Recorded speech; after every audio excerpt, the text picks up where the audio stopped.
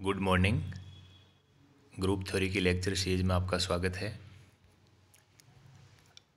आज के लेक्चर में हम एक विशेष प्रकार के ग्रुप जिसे unit group of modulo N के नाम से जानते हैं, UN से जिसको रिप्रेजेंट करते हैं उसके बारे में चर्चा करेंगे।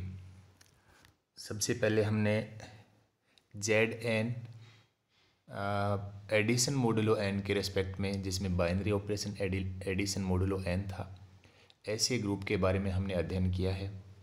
और यहाँ हम एक पर्टिकुलर एग्जांपल लेके Z8 लिया है, जिसमें 0 से 7 तक 8 एलिमेंट होंगे।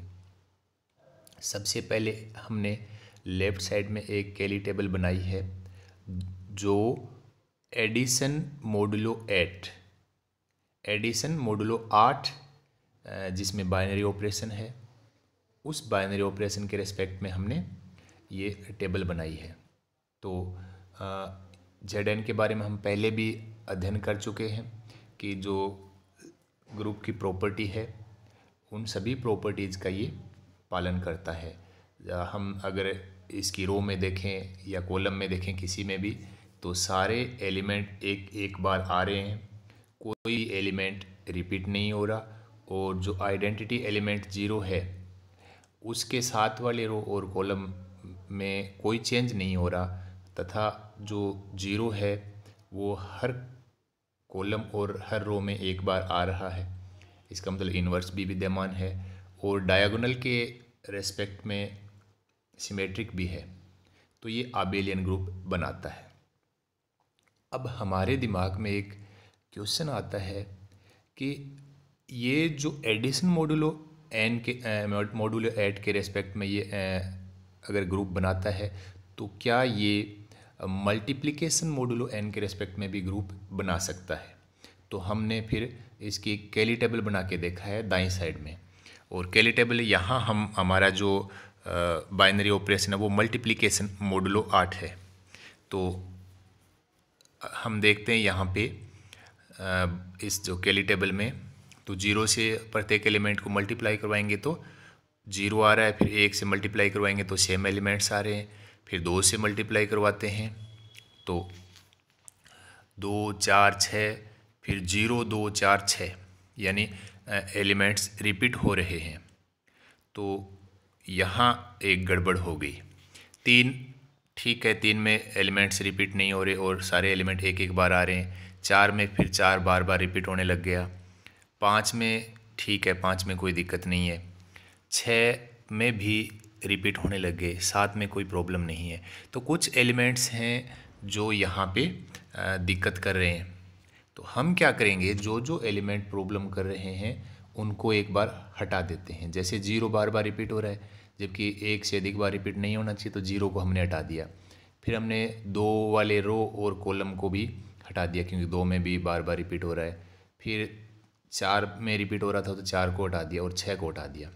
तो इस तरीके से हम अगर 0 2 4 6 को हटा देते हैं तो अपने पास एलिमेंट बचते हैं 1 3 5 और 7।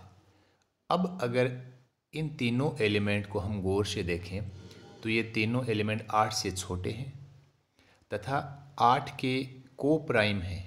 को प्राइम का मतलब है कि इन नंबर्स का 8 के साथ अगर GCD हो तो दोनों में GCD 1 आएगा, यानी ग्रेटेस्ट कॉमन डिवाइजर, महत्तम समापवर्तक। जो बड़े से बड़ा इंटीजर है जिनका दोनों में कॉमनली भाग जाए, वो इन जो 1 3 और 5 7 है, इनका 8 के रेस्पेक्ट में क्या आएगा, GCD 1 आएगा।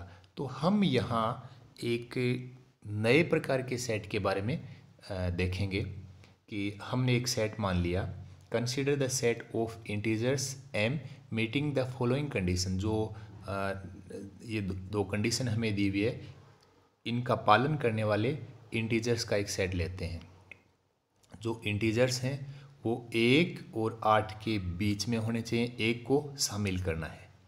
8 से छोटे होने चाहिए, 8 को शामिल नहीं करना है। पहली बात तो 1 और 8 के बीच में होने चाहिए। दूसरी कंडीशन है जो इंटीजर हम लेंगे वो 8 के रिलेटिवली प्राइम होने चाहिए या को प्राइम होने चाहिए। को प्राइम का मतलब हमने नीचे लिखा है जीसीडी 8 और m दोनों संख्याओं का जीसीडी क्या होना चाहिए, 1 होना चाहिए। अगर हम ये 1 से लेके 7 तक के अगर इंटीजर्स देखें उनका जीसीडी 8 के साथ फाइंड करें तो हमें जीसीडी 8 और 1 का 1 मिलेगा। 8 और 2 में बड़े से बड़ा जो इंटीजर है जैसे 2 का 2 में भाग जाता है और 8 में भी जाता है तो यहाँ जीसीडी 2 मिल जाएगा। 8 और 3 का 1 मिलेगा। 8 और 4 का 4 में भाग जाता है, 8 में भी भाग जाता है तो ग्रेटेस्ट कॉमन डिवाइजर इनमें 4 हो गया। इसी तरीके 8 और 5 का 1 होगा। 8 और 6 का 2, बड़ी से बड़ी संख्या जिसका दोनों में भाग जाए। 8 और 7 का 1। तो हमें जो जिनका जीसीडी 1 1 आ रहा है जिनके साथ में, उन एलिमेंट्स का एक सेट बना लेते हैं। इस सेट को हम नाम देंगे U8 और ये हो गया 1 3 5 7। अब हमें चेक करना है कि क्या ये U8 है वो मल्टीप्लिकेशन मोडुलो 8 के रेस्पेक्ट में ग्रुप होगा या नहीं होगा। जैसे एडिशन मोडुलो 8 ऑपरेशन के लिए हम क्या करें थे, 2 एलिमेंट को ऐड करेंगे। ऐड करने के बाद जो नया एलिमेंट आएगा अगर उसकी वैल्यू 8 या 8 से ज़्यादा है तो हम उसको 8 से डिवाइड करते हैं। जो रिमाइंडर बचेगा वो ही उसकी वैल्यू होगी, क्योंकि हमें जो एलिमेंट्स हैं वो 0 से 7 तक लाने होते हैं। इसी तरीके से यहाँ भी हम क्या करेंगे, इन इंटीजर्स को आपस में अगर मल्टीप्लाई करवाते हैं तो करवाने के बाद जो संख्या आएगी वो 8 से या 7 से ज़्यादा होगी, तो उस कंडीशन में हम उसको 8 से डिवाइड करेंगे और जो रिमाइंडर बचेगा वो इसका आंसर होगा। तो हमारे पास U8 ये सेट हो गया और जो बाइनरी ऑपरेशन है वो मल्टीप्लिकेशन मोडुलो 8 हो गया। अब इसकी कैली टेबल बना के हम देखेंगे कि क्या ग्रुप की प्रॉपर्टी का ये पालन कर रहा है। तो हमने यहाँ पे U8 जो सेट था उसका मल्टीप्लिकेशन मोडुलो 8 के रेस्पेक्ट में हमने कैली टेबल तैयार की है। तो हमारे पास 4 एलिमेंट थे, 1 3 5 और 7। तो हमने रो और कॉलम दोनों में पहले इनको लिखा है।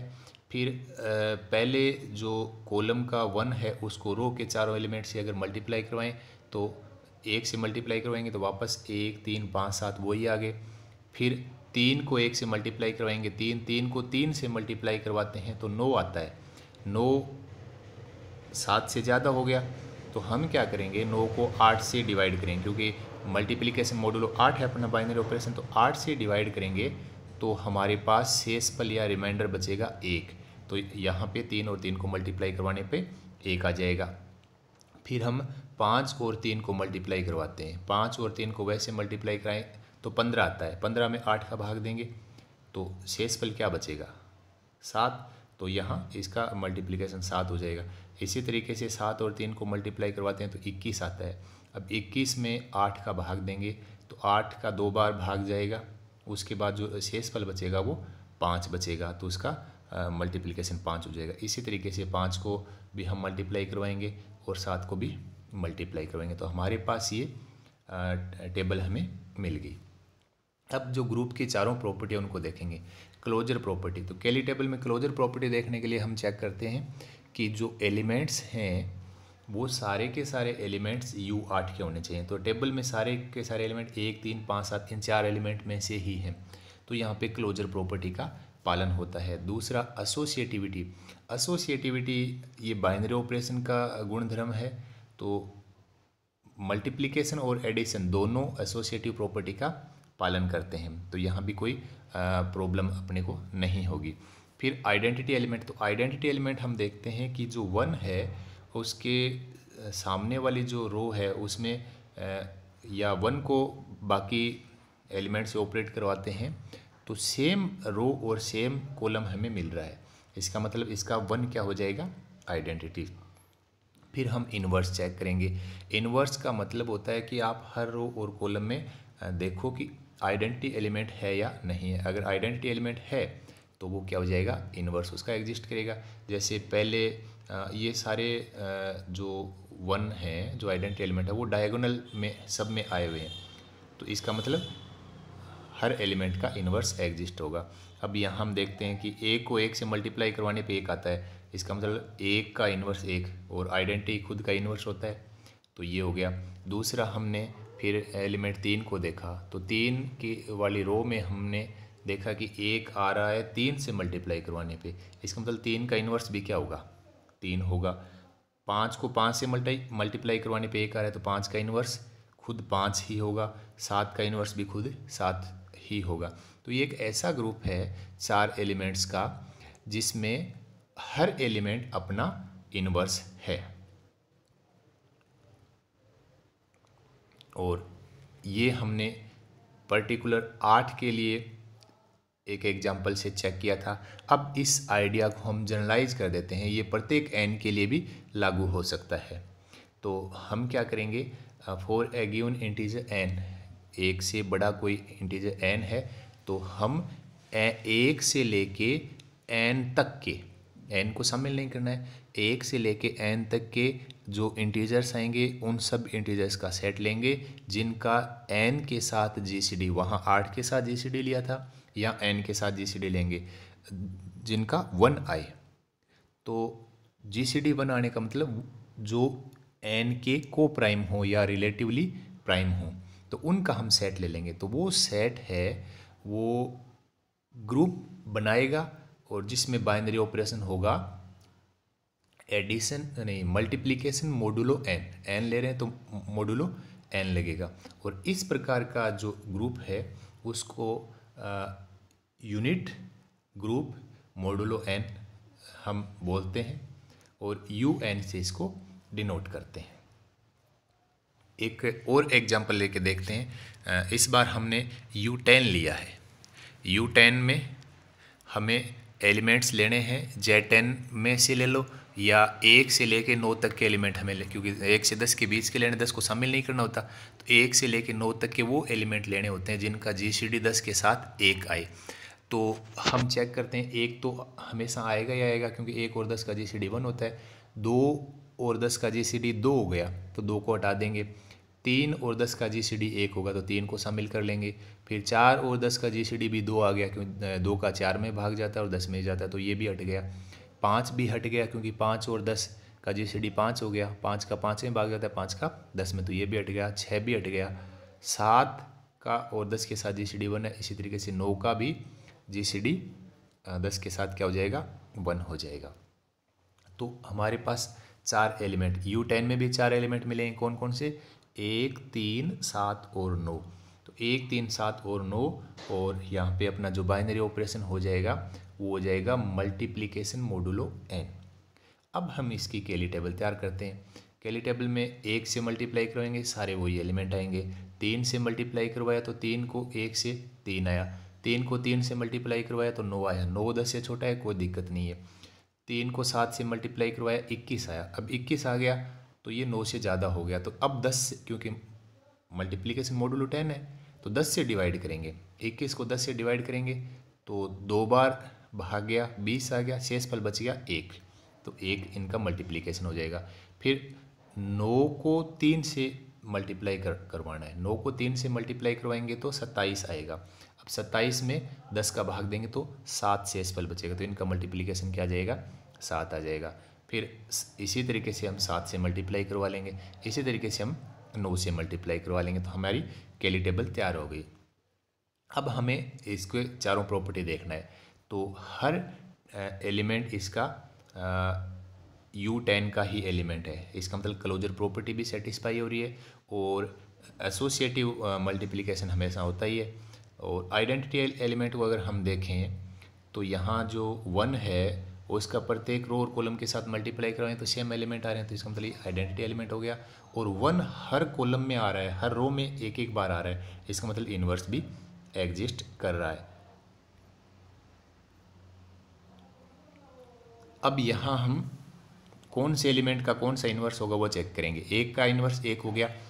3 को 7 से मल्टीप्लाई करवा रहे हैं तो 1 हो आ रहा है, इसका मतलब 3 और 7 एक दूसरे के इन्वर्स हैं। 3 का इन्वर्स 7 और 7 का इन्वर्स 3। फिर 7 का चेक हो गया, फिर 9 का चेक करते हैं, 9 को 9 से मल्टीप्लाई करवाते हैं तो 1 आ रहा है, इसका मतलब 9 का इन्वर्स खुद 9 होगा। तो इस तरीके से हमने UN जो मल्टीप्लिकेशन मोडुलो n के रेस्पेक्ट में ग्रुप बनाता है उसका अध्ययन किया। साथ में ये भी हमें इसमें देख सकते हैं कि जो डायगोनल के रेस्पेक्ट में जो एंट्रीज़ हैं वो सिमेट्रिक है ये केली टेबल, या जो एंट्रीज़ हैं उनकी दूरी है वो डायगोनल के रेस्पेक्ट में इक्वल है सेम एलिमेंट की, यानी AIJ इक्वल टू AJI है। तो ये अपना UN जो ग्रुप है वो आबेली ग्रुप भी या आबेलियन ग्रुप भी बन रहा है। तो इस तरीके से हमने आज एक नए प्रकार के जो इम्पोर्टेंट टाइप का जो ग्रुप है उस पर चर्चा की है। Thank you.